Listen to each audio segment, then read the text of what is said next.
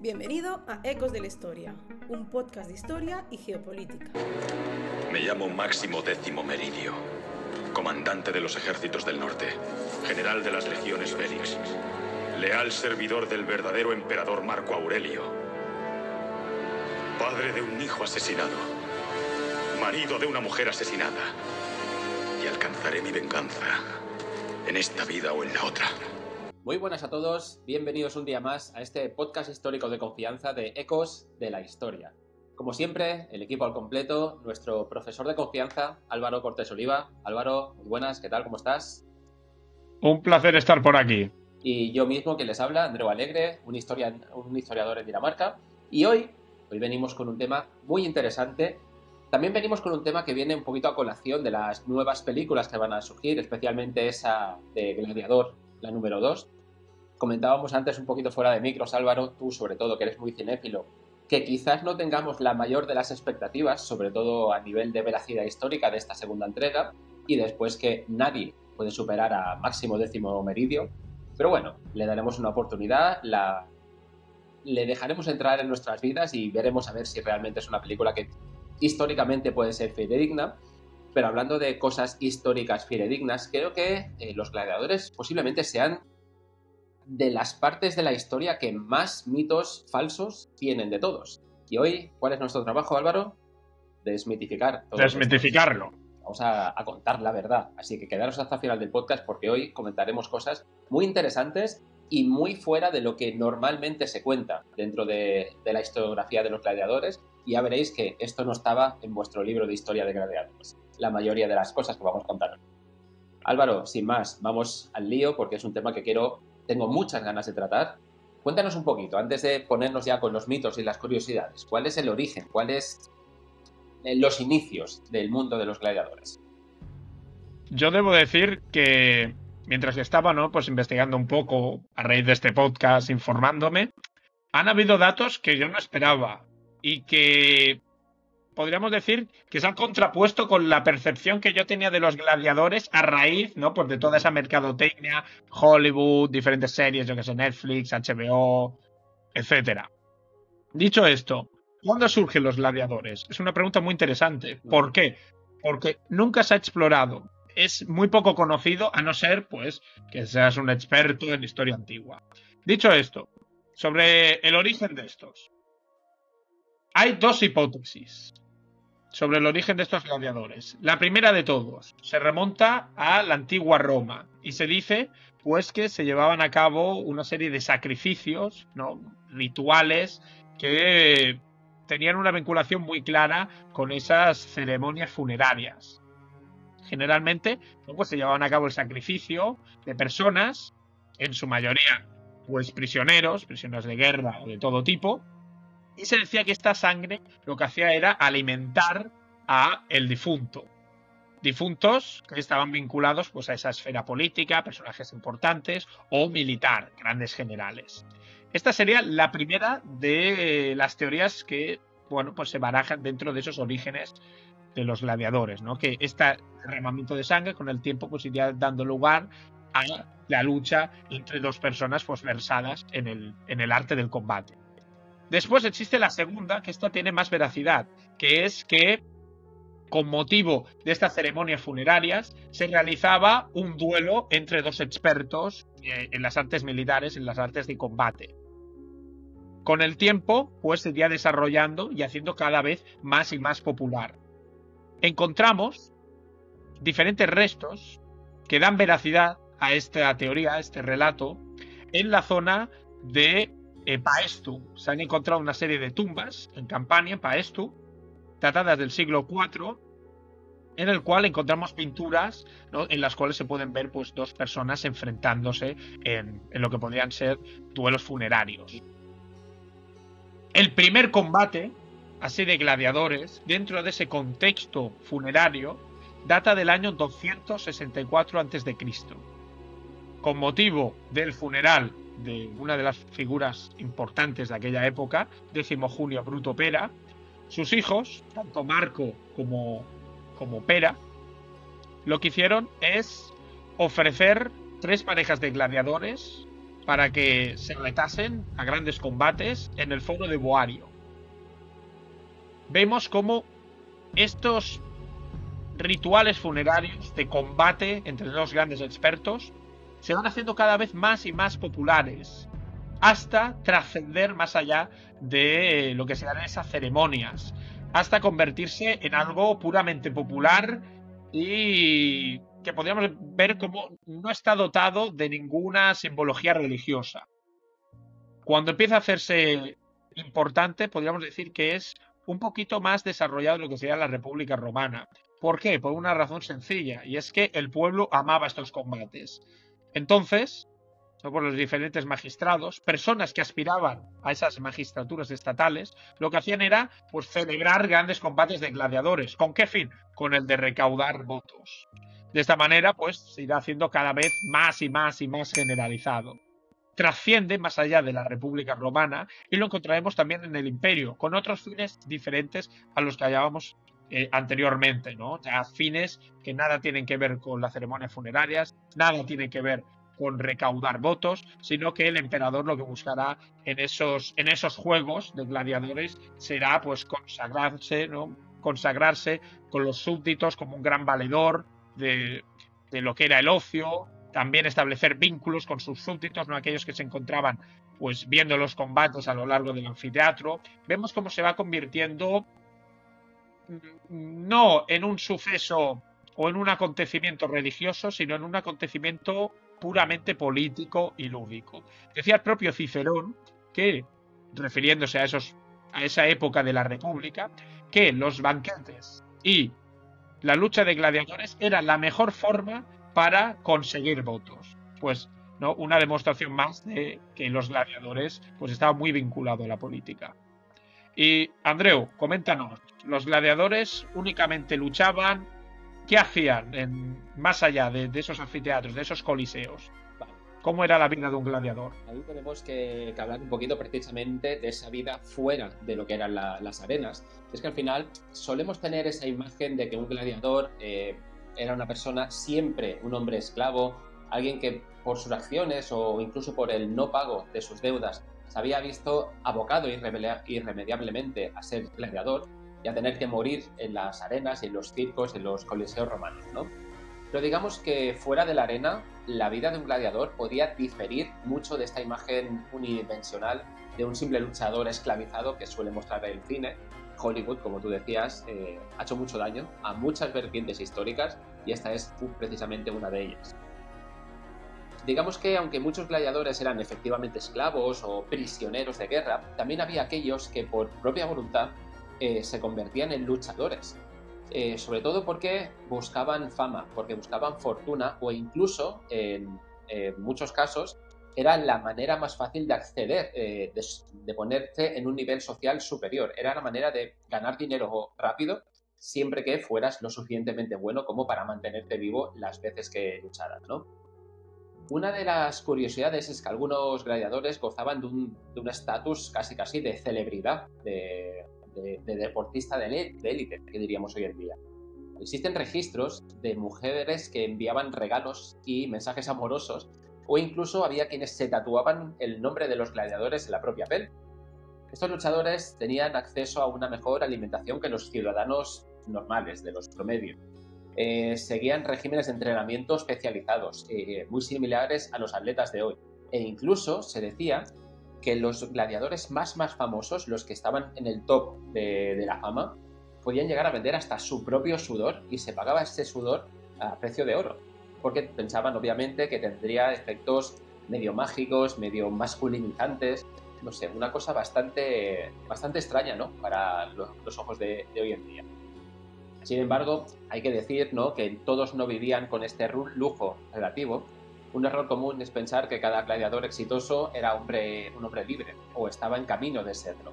Aunque algunos sí que realmente llegaban a ganarse esa libertad y se convertían en ciudadanos romanos de puro derecho, otros durante toda su vida sí que es verdad que permanecían bajo el control de sus dueños, enfrentando pues estrictas normas y algunas veces severos castigos. Otra de las impresiones que el cine nos ha hecho creer es que todos los gladiadores luchaban hasta la muerte. la típica imagen esta de cuando uno ya está en el suelo, ya no puede luchar más, le pregunta al emperador de turno y este dice que sí, que mueran todos. Pues la realidad es que la mayoría de los combates eran bastante más coreografiados, más que una lucha en sí, y esto era para mantener, obviamente, el espectáculo. Era una especie, vamos a poner un símil un poquito cogido, pero más o menos para que nos entendamos, como una especie de lucha libre de hoy en día, que sí que pueden estar luchando, pero realmente pues hay esa parte de teatralidad. Es que al final el espectáculo es lo que manda y lo que siempre ha mandado. Pensar también que lo que es la muerte de un gladiador suponía una pérdida económica brutal para el dueño del gladiador, para el dueño del esclavo, porque él había tenido que comprarlo, había tenido que entrenarlo, lo había mantenido, lo había alimentado. Todo esto para que en una sola lucha muriera, pues la verdad es que se evitaba muchísimas veces, en la medida de lo posible, que los propios gladiadores murieran. Al menos hablando un poquito de forma generalizada. Luego ya veremos que, dependiendo del espectáculo, pues podía tener una suerte u otra. Finalmente, no hay que olvidar que fuera de la arena los gladiadores tenían otros trabajos también, otras atribuciones. Algunos, por ejemplo, dado su entrenamiento, actuaban las veces de guardaespaldas de políticos o de comerciantes importantes. Otros eran una suerte de vigilantes jurados, si lo queremos llamar así, y también incluso podían ser usados como mano de obra para la agricultura o para labores más físicas dentro de las propias haciendas. Al final, la condición física óptima de muchos de estos gladiadores los hacía también muy buenos para otros trabajos de otros tipos. Pero vamos a ver ahora, Álvaro, si te parece, que no, cuando hablamos de gladiadores, lo hablamos de una manera generalizada. No todos eran iguales, no todos tenían las mismas armas, los mismos entrenamientos. Había diferentes tipos de gladiadores, ¿verdad?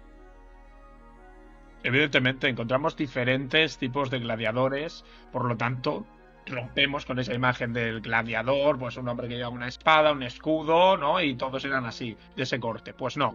Existían diferentes tipos de especializaciones, ¿no? Dentro de estos combatientes, y en función de ello, pues llevaban diferentes tipos de armas y recibían diferentes tipos de nombres. Todos eran gladiadores, pero de diferentes tipos.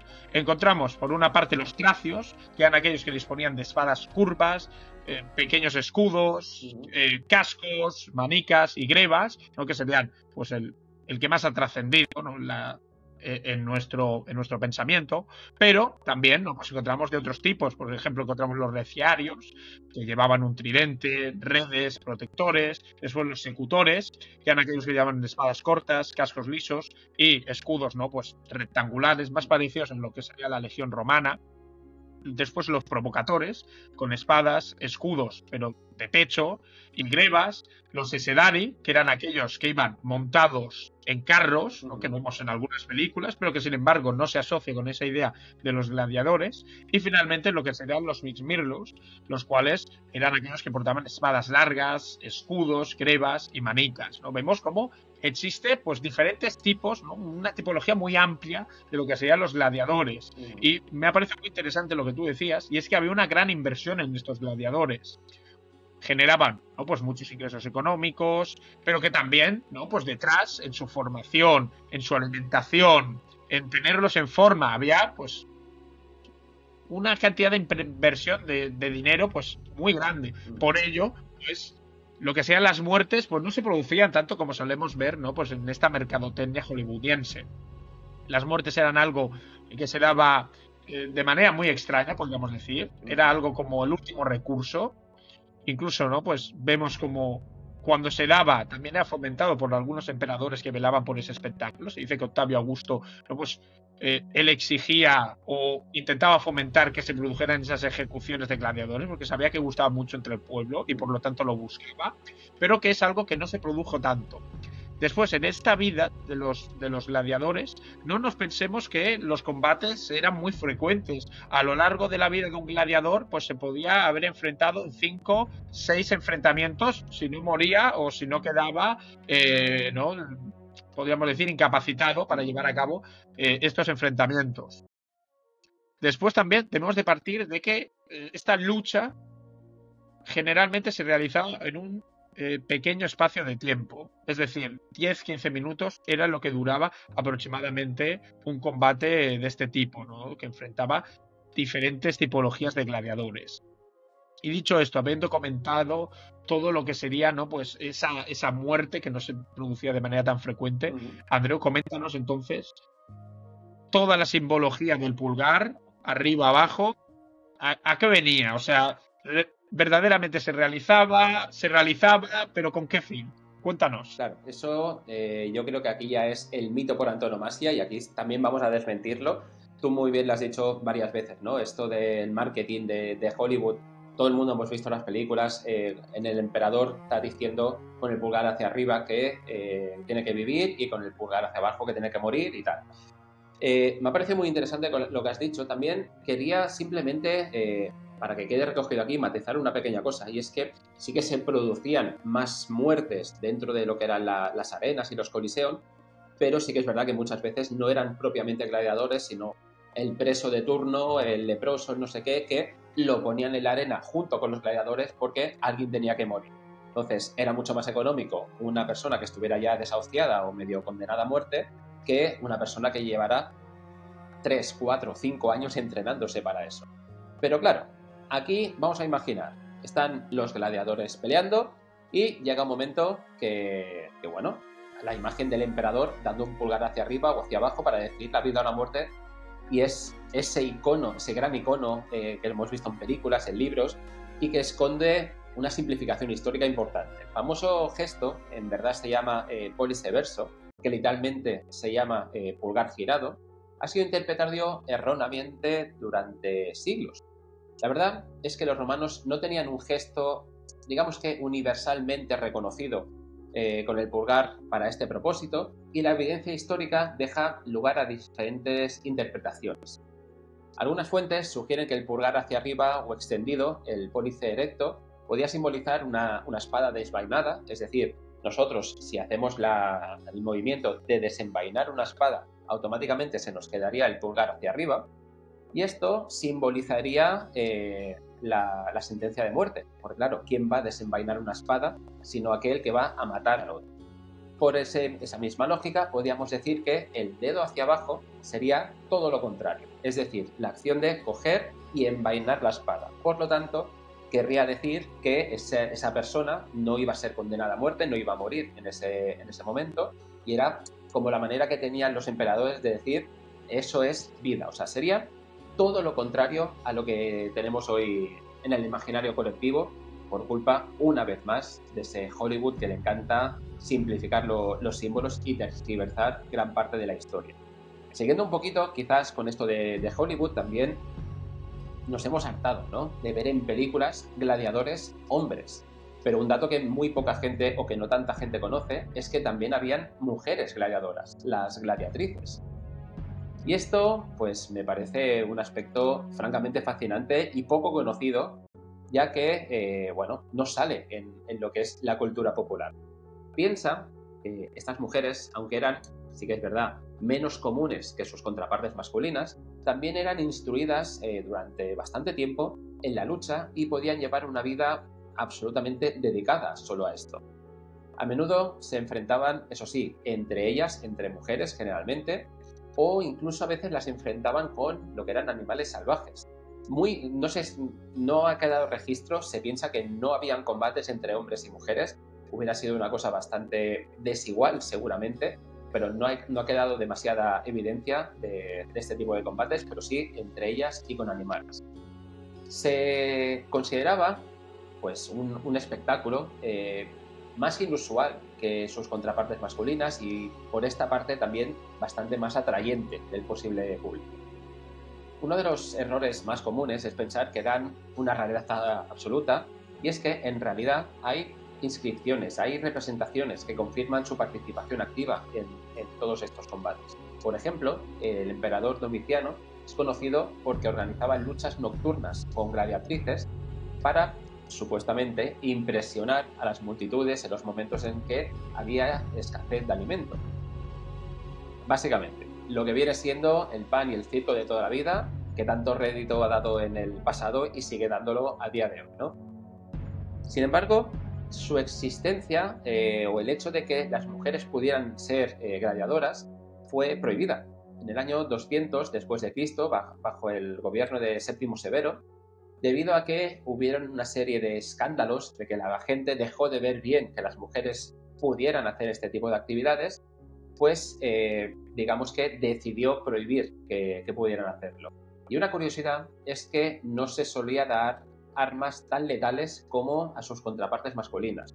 A menudo se las vestía con armaduras ligeras, lo que digamos que añadía pues un matiz más teatralizado, incluso, por qué no decirlo, aunque suene mal, más sexualizado en todas esas luchas. Así que no, los gladiadores no morían por orden del emperador con el típico pulgar, al menos no de la manera que lo entendemos hoy, y también había mujeres que realizaban esta actividad bastante más asiduamente de lo que podemos pensar. Cuéntanos, Álvaro, ¿cómo hacían estas batallas? ¿Dónde las hacían? ¿En Coliseum? ¿Había más sitios? ¿Cómo eran los juegos? Muy interesante lo que me estabas contando, porque la verdad es que todo el tema de las gladiadoras lo desconocía, pero vamos, rotundamente. Y bueno, lo que estábamos comentando, ¿no? Antes, sobre cómo va evolucionando de las ceremonias funerarias a la República, ¿no? A tiempo de la República, hasta el Imperio. Vemos como cada vez lo que serían estos enfrentamientos de gladiadores se va haciendo más y más y más complejo, hasta el punto de que en época imperial, ¿no? Pues ya hay una programación muy compleja, en la cual no solo encontramos las luchas entre gladiadores, sino que se distribuye de la siguiente forma. Y es, de día, durante la mañana, se ofrecen cacerías de fieras salvajes. Una especie de simbolización de que el poder romano se encontraba y dominaba a la naturaleza más fiera. Después, al mediodía, se establecía la ejecución de criminales, ¿no? Lo que comentabas tú antes muy bien, que si faltaba sangre por parte de los gladiadores, había sangre asegurada por parte de los criminales que se ejecutaba. Y además, ¿no? Pues el coste de estos, de haberlo mantenido y tal, no era ni una cuarta parte que los gladiadores. Y pues ya por la tarde encontrábamos esa lucha entre gladiadores, la cual, ¿no? Pues podemos decir que era el main event, ¿no? El evento principal de toda la programación, sobre la cual giraba toda, y que se ofrecía al final ese combate que, como dijimos antes, duraba en torno a los 10-15 minutos. Todo esto tenía un simbolismo bastante claro, y era la civilización frente a la barbarie. Esas bestias a las que se enfrentaban representaban la barbarie, lo que estaba fuera de las fronteras del Imperio Romano. Esos criminales simbolizaban la barbarie porque habían llevado a cabo crímenes contra Roma. Los gladiadores, bueno, pues suponía, ¿no? En su simbología, tú mismo lo has dicho, ¿no? Su carisma, pues, un reflejo, ¿no? Pues de esa civilización romana. A veces también se producían enfrentamientos entre gladiadores romanos y otros que venían de fuera, ¿no? Bastantes interesantes y que también simbolizaban y venía a profundizar más esa dualidad, esa lucha. Después hemos estado haciendo una cosa a lo largo de este podcast, que es desmitificar todo lo que viene, ¿no? De la cinematografía. Sin embargo, a veces la cinematografía nos da datos que eran reales, ¿no? Acordándome, por ejemplo, de la película Gladiator 1, ¿no? Bueno, Gladiator, ¿no? De Ridley Scott. A muchos sirvió la buena, sin haber visto la segunda. La buena, bueno, a ver. No, pues Gladiator, ¿no? Lo que nos sorprendía a todos es ver al emperador Cómodo, pues bajando, enfrentándose al gladiador de turno. ¿No? Un dato que yo pues, me acuerdo de verlo y decía, madre mía, estos de Hollywood, cómo les gusta coger la historia y utilizarla en su propio beneficio. No. Están completamente locos. Sin embargo, pues vemos aquí como sí que hubo una aproximación a la realidad, ¿no? A veces la realidad supera la ficción. Y es que el propio Cómodo, durante su reinado, un reinado bastante catastrófico, organizaba muchos, ¿no? Pues de estas grandes programaciones de gladiadores, y en algunas incluso se bajaba a la arena y se enfrentaba contra estos, ¿no? Vemos como a veces pues criticamos la mercadotecnia hollywoodiense, pero cuando hacen una cosa bien, pues la hacen una cosa bien, ¿no? Y nos trae pues un hecho que sucedía de verdad bajo todo ese manto, ¿no? Pues más de entretenimiento puro. Y, Andreu, cuéntanos, ¿cuándo podemos empezar a hablar del declive de los gladiadores? ¿En qué momento lo que venía a ser ese oficio, esos grandes espectáculos, empieza a desaparecer? Venga, pues vamos a ver un poquito lo de que el declive. Ha habido una cosa que me ha encantado, eso que dices que cuando tú viste Gladiador dijiste, ostras, cómo se han pasado aquí con el guión y tal. Hay una frase que es 100% fidedigna, que casi siempre la historia supera siempre a la ficción.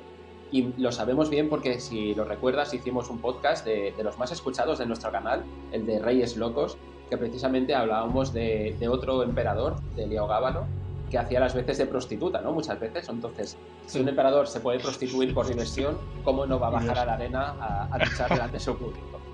Pero dicho esto, vamos un poquito con el declive, tal y como tú dices, porque en esta vida todo tiene un principio y todo tiene un final. Y es que, en el caso de los combates de gladiadores, fue un proceso que combinó, digamos que, diversos factores, tanto políticos, económicos, incluso culturales y muchos religiosos. En el apogeo de lo que era la popularidad de estas luchas de gladiadores, representaba, digamos que, la cúspide del entretenimiento romano. Pero, como pasa con todo, con el tiempo, el panorama cambió bastante de manera drástica. Uno de los factores cruciales fue el altísimo costo que representaban estos espectáculos, como tú muy bien has dicho antes, y mantener y entrenar a los gladiadores, construir y mantener los propios estadios y recintos y cubrir los costos de las grandiosas apuestas, de las grandiosas puestas en escena, era un lujo que cada vez se volvía más insostenible dentro de lo que era la economía romana, sobre todo para las autoridades locales y para el propio imperio, que enfrentaba regularmente crisis económicas y constantes amenazas externas, especialmente hacia el final de su vida. Por otro lado, la expansión del cristianismo marcó un giro en lo que eran todos los conceptos de moralidad y de los valores sociales, ¿no? La religión promovía el rechazo a la violencia, especialmente a la violencia de este tipo, que se daba en todo este tipo de espectáculos, y consideraban pues casi inhumanos el deleite con el sufrimiento ajeno. Aquí no vamos a entrar en si es un poquito más hipócrita o no, simplemente es una de las consideraciones que se hace cuando se habla del final, tanto del imperio como de los propios juegos, esta nueva moralidad impartida por el cristianismo. Con la llegada, incluso te diría, de los primeros emperadores cristianos, como Constantino, y especialmente con él, fue la prohibición oficial de los combates en el año 404, entonces vemos que en ese momento cambió absolutamente el paradigma. Estos eventos, obviamente, después de su prohibición, cayeron en desgracia, y además tenemos que entender también que la sociedad romana también estaba cambiando. El público comenzaba a perder interés en ese tipo de espectáculos que, sí, por muy brutales que hubieran sido, por muy brutales que siguieran siendo, se volvieron repetitivos y, por lo tanto, menos relevantes para la vida cotidiana y para el disfrute. Al final, siempre era lo mismo durante muchos siglos, y eso pues va perdiendo un poquito la esencia. En fin, no fue digamos que el declive no fue una cosa inmediata, no fue una cosa uniforme, sino un proceso más gradual, que reflejó el cambio de prioridades, de la moralidad, de un imperio que ya comenzaba francamente a fragmentarse y a buscar otros medios para entretener y controlar a la propia población.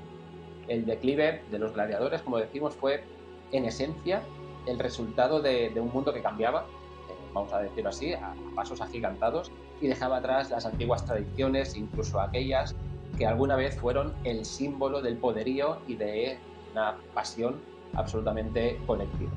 Al final, el tiempo cambia, las personas cambian, los gustos cambian, y en este caso no es menos.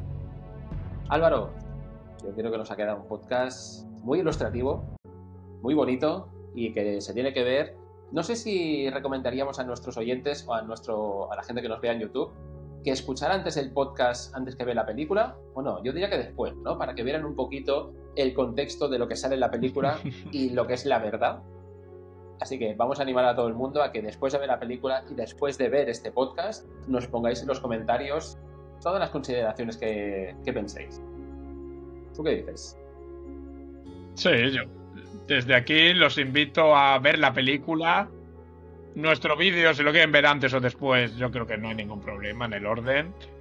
que disfruten la película, porque al fin y al cabo no deja de ser entretenimiento. Tampoco es necesario, ¿no?, ir al cine, a la butaca del cine con una libreta y ver cada uno, ¿no?, de los errores historiográficos que se producen, porque no es plan. Eso solo lo hacemos Que lo dejen a personas.